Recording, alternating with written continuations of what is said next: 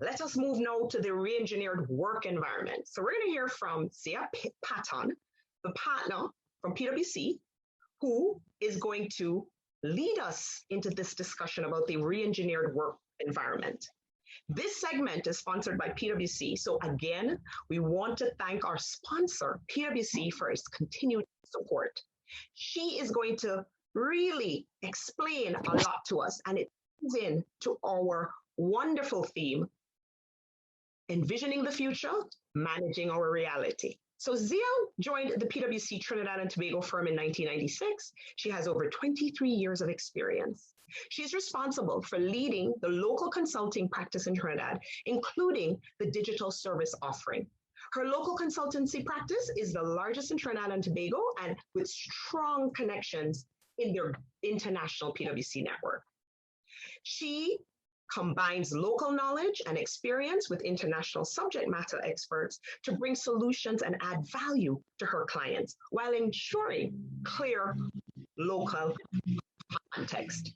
Tell us about the work environment. Zia Paton, over to you. Thank you very much, Alison. Good afternoon, everyone. I'm sure you're enjoying the conference. I don't have a Zoom room like Andre.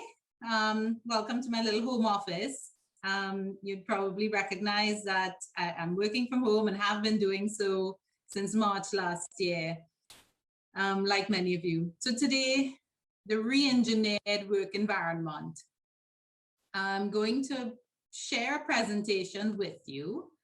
So let me just get that up.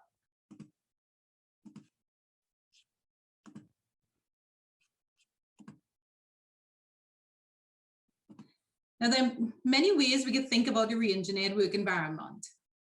And I thought, what are the three key drivers that would be helpful for this conversation and this presentation today that would be common for all the sectors that are involved in this conference?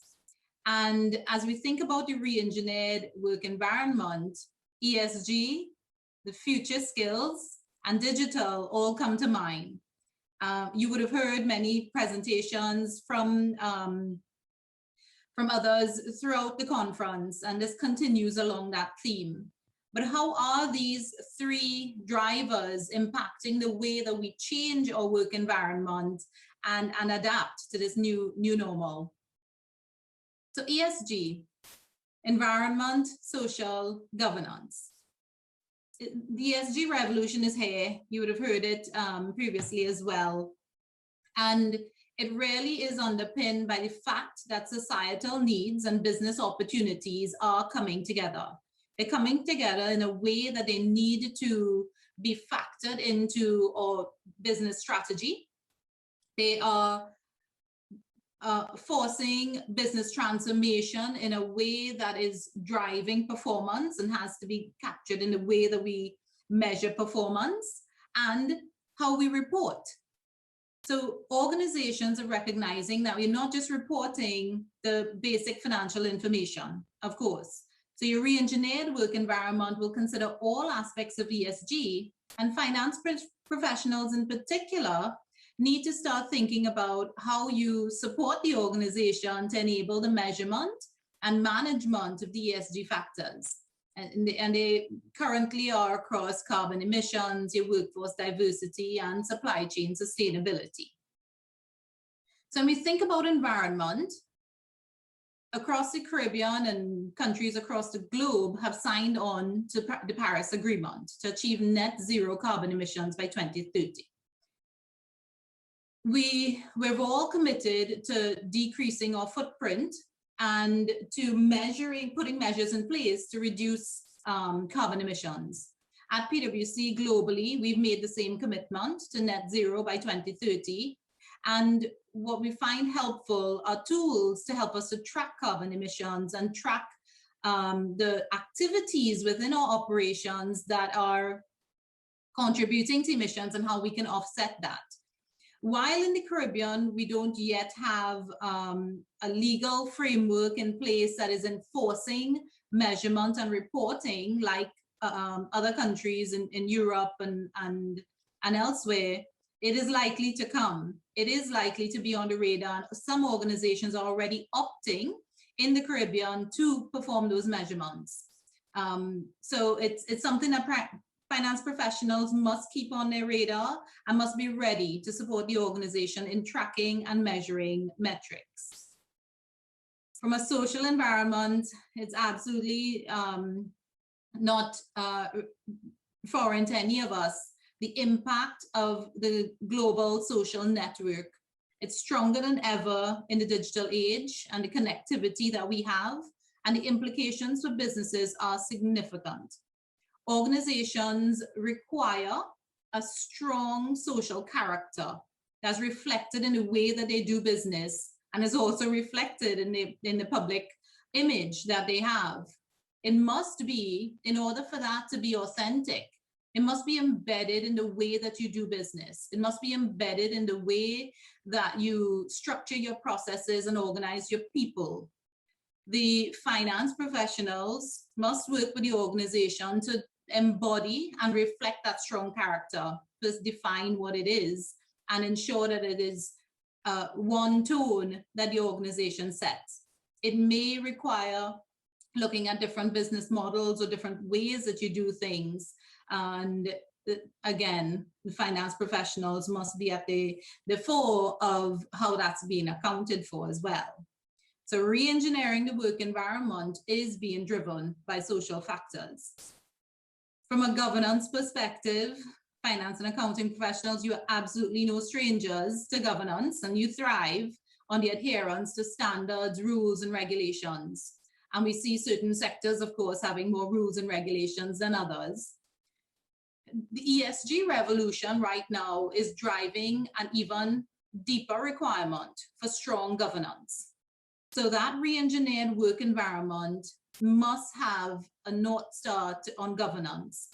We're seeing that funding agencies, your multilateral funding agencies, and financial institutions have adopted policies that require strong governance arrangements, particularly for finance functions prior to loan disbursements.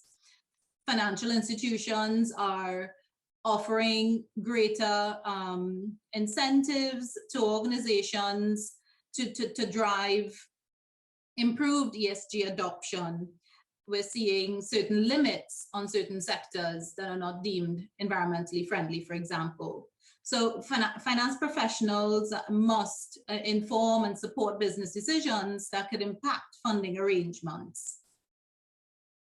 So the second aspect of re-engineering the work environment is one that's been widely talked about for a number of years, and that's future skills. And I almost feel like they are not so much future skills anymore as they are now skills, but of course evolving. To achieve future skills, we all live in countries that have large public sectors and a large public service. So when we think about workforce transformation, it's not just at that company level, but we must consider workforce transformation and the future skills that our organizations must take into account at all levels. So in this current pandemic, organizations would have had to rethink the work environment for your workforce. And there would have been some immediate measures you put in place. Immediate measures that you found now perhaps could be sustained and could continue to support a productive business. So workforce transformation agendas have been brought to the fore, and they've become even more critical for organizations, not just to survive through the pandemic, but to think about how you sustain afterwards. And our point of view is that that path to recovery requires diligent, systemic implementation of the workforce and digital transformation strategies. It's not something that will be driven by the HR function, it's absolutely driven across the organization. And you could think about it, again, there's government and policy setting that will support. There is a company level workforce transformation, and then us as individuals would take some personal responsibility and personal reflection as to what suits us best in this new environment? What re-engineered work environment do we see for ourselves, and how do we fit in? HR functions and departments are key enablers to this. So if you think about building a workforce of the future and re-engineering your work environment with this new workforce, there are 5 building blocks that you need to look at. And all professionals in the business and the business units, not just the HR functions, all need to be active adopters and advocates for future skills. Of course, first you need to determine what's your current environment, what's your future environment likely to look like, and therefore what are the gaps in the skills that we have? How do we build future-proof skills? How do we do that over an iterative way? How do we ensure that it's citizen-led, that it's a re-engineered work environment that has the buy-in and adoption from all members of the team? How do we lay that cultural foundation to drive that proactivity and that type of adoption? How do we develop and implement the upskilling? How do you give your team members the tools and the skills that they need to survive in the future? And then how do you evaluate if there's a return on that investment? Is it driving business performance? Is there greater employee engagement? So you must consistently measure and go back through the circle to ensure that as you think through your re-engineered work environments and our new workforce, the measures that you're putting in place are working. The finance professionals must accelerate their understanding and development of future skills. And this is something that is not foreign to anyone in this audience today and in this profession. For many years, we've talked about the traditional skill sets, and we know all the accreditation and bodies like ACCA and others have all been adapting their curriculum and methods and to support the needs of the new finance professional. The future skills that finance and accounting professionals need to think about is beyond their qualifications, but how are they adopting the tools and the technologies that are enabling them to perform their work? The tools, future skills may involve not just the ACCA qualification or otherwise, but rather some data analytics, design thinking, working with visualization tools and data modeling, etc. So it's advancing the skill set and that foundational skill set. So we're not talking about hiring one person within your unit. So when we re-engineer this workforce, it's not one person that's going to achieve these future skills, it's everyone. Everyone needs to change the foundational skills that you think are needed. We have within PwC developed a number of tools. There's one free diagnostic tool that helps organizations to understand where they're at with that workforce strategy, and that's available on our website. And then of course there are tools to help you to determine what's that bank of future skills that exists, and how do I fill that gap, and then where do I access the training to adopt and advance my future skills. And that's a tool that our US firm has developed called ProEdge. And of course, there are many other tools and access to learning in our global environment today. I wanted to share one case study that we are supporting the government of Trinidad and Tobago presently. And to me, it lies at the heart of the work environment of people as well. Our civil service has been established since 1960s, and the job requirements defined for civil servants, their job descriptions had not been updated since the 1960s, and therefore, as it had been recognized for years, that is grossly misaligned are of modern day service. There's been, of course, many measures put in place to remedy that, but at the heart of it is the need to redefine job descriptions, which will take into account the bringing the skills up to date at the very minimum, but putting in place a mechanism whereby the civil service, which we're talking thousands of employees, again, across the Caribbean, or public service employs thousands of employees, many, a large percentage. How do we make sure that they are clear on the skills they need to have to perform their work, and then a framework to develop those skills as we know countries continue to adopt digital in greater strides. So again, this case study to me represents a really transformational step that governments are taking to re-engineer that work environment for their people, redefine how they perform their skills, and therefore continue to even enhance further additional steps for the HR function, I guess, as you think about it across the public service. And all of us as citizens who live and work in the Caribbean will truly benefit from an enhanced public service. And it starts with these small steps and these foundational steps that will be sustained over time. So digital is by far been one of the key drivers to a re-engineered work environment. The digital age has been creating many opportunities for us to do business in new markets, for us to do business more efficiently, and for our workforce to have new tools and technologies that help them to perform their tasks better and to interact with customers better. So digital adoption, we think about digital adoption 2 decades ago, is absolutely different from digital adoption today.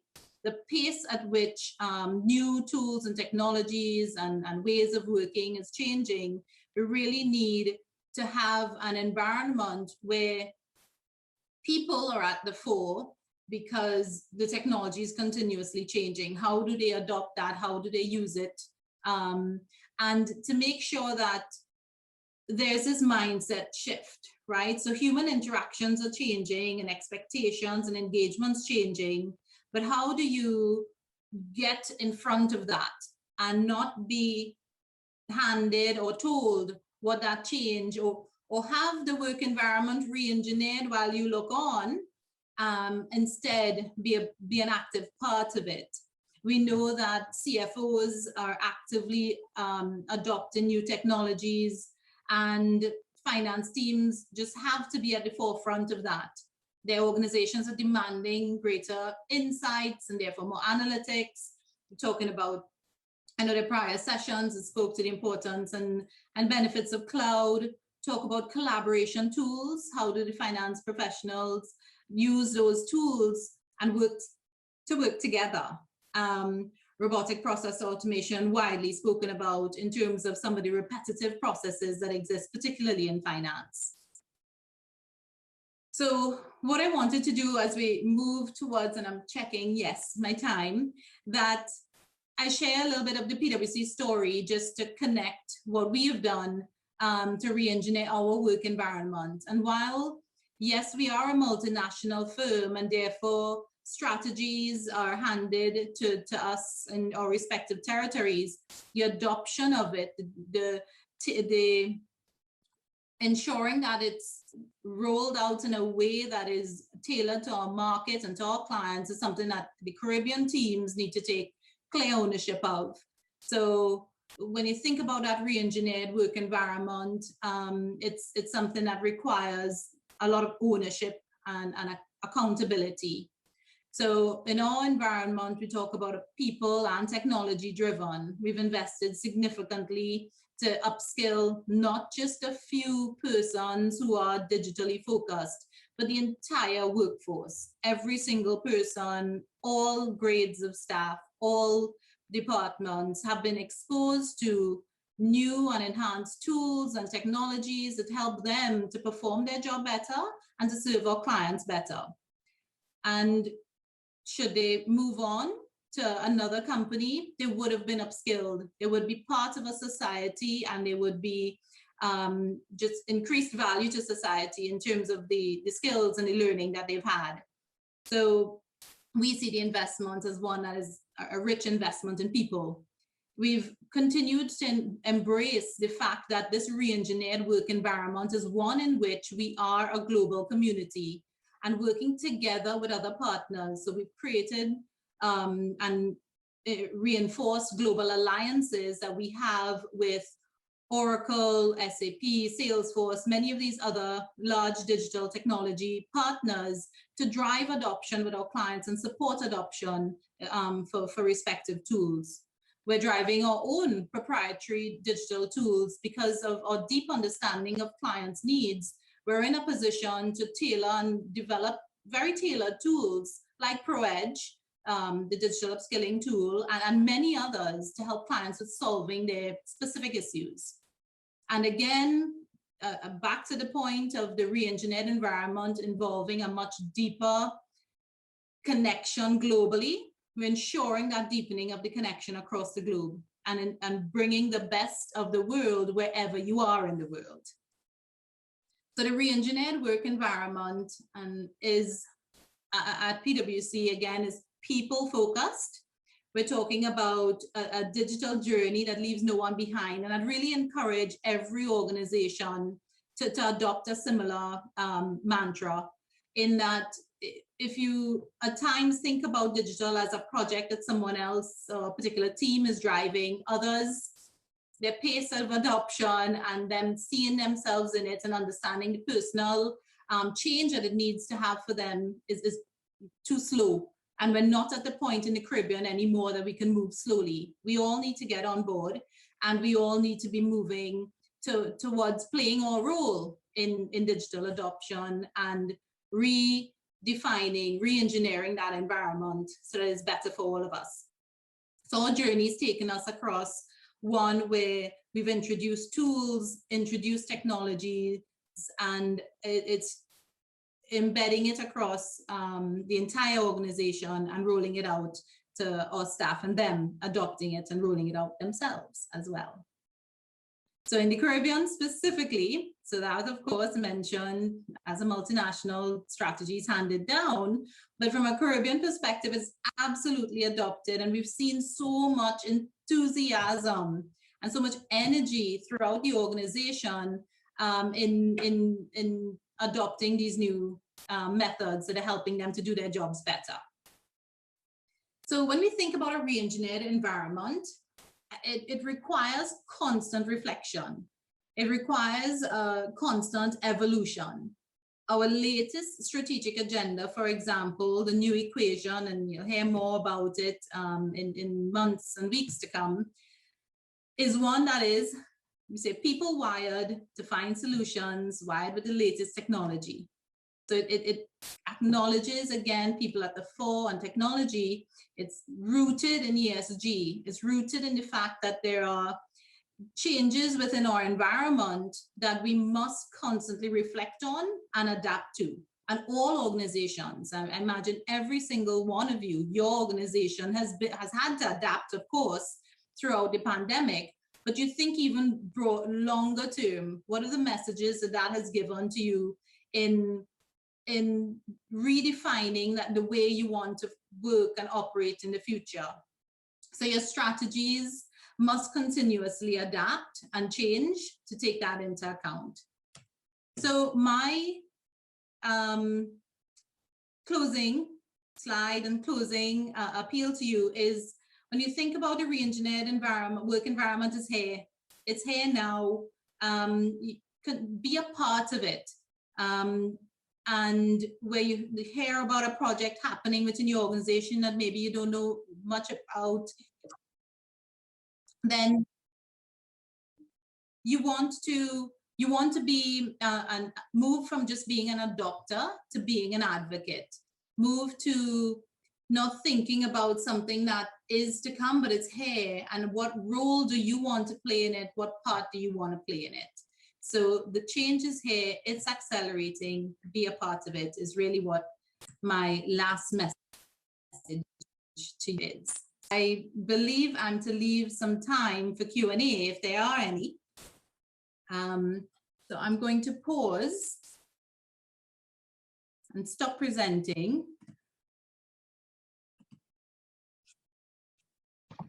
There are some questions. Okay, thank you. May I ask? The first one. Read them to me.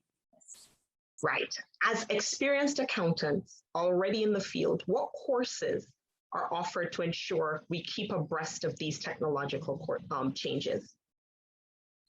Oh, absolutely. There are many. I would have listed a couple in one of my slides, and of course I would get rolled out to you. But at the very foundation is data analytics. And it's the tools, and there are different tools that you can leverage in data analytics. So for us in PwC, all of our accounting staff, all of our staff actually, and particularly in the audit teams, they've been exposed to tools like Alteryx, Power BI, Tableau, and others. Those are the three main ones to enhance the way that they analyze data and understand data. I say that's one of the foundational things, and then there are a few others that's on the slide. All right, and we have one more. To what extent has the pandemic caused you to rethink or add to an appreciation of the social and ESG? Yeah, it's had a tremendous impact, but more so a reinforcement. One of the things that I mentioned we benefit from at PwC is we benefit from a global network that is constantly tracking the environment and where the environment or work environment, when I say environment, I'm talking about the globe here, they're constantly tracking that. So when the pandemic had hit the Caribbean in March last year, it was easy for our workforce to adapt to remote working because we had already been all enabled in such a way. So telling staff work from home, it was fairly seamless. ESG in particular, and I was really proud as a PwC professional, is that when the pandemic hit, our very first messages from our global CEO and then our Caribbean CEO and all the heads of our firms was treat with our people's safety, treat with our people's sanity, before focusing, of course, on of course the productivity, etc. It was first, are our people safe? Are our people sane?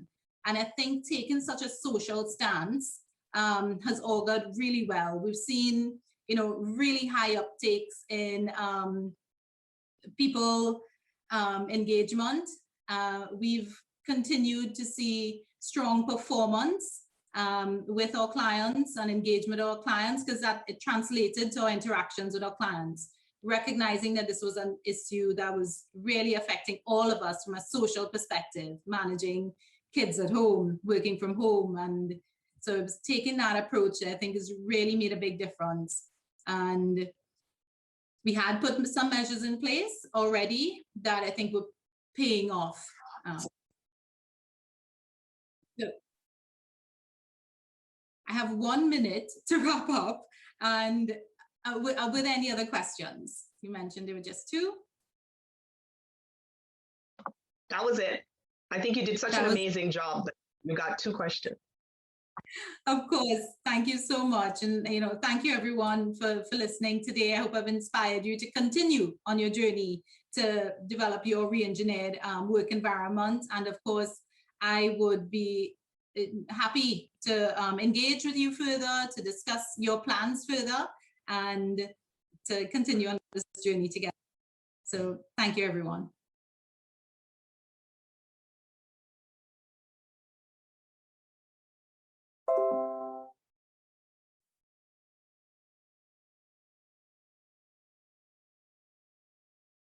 You know, Andre told us to be ready for Mars, so we're hearing the tools that we need to re-engineer to get to Mars.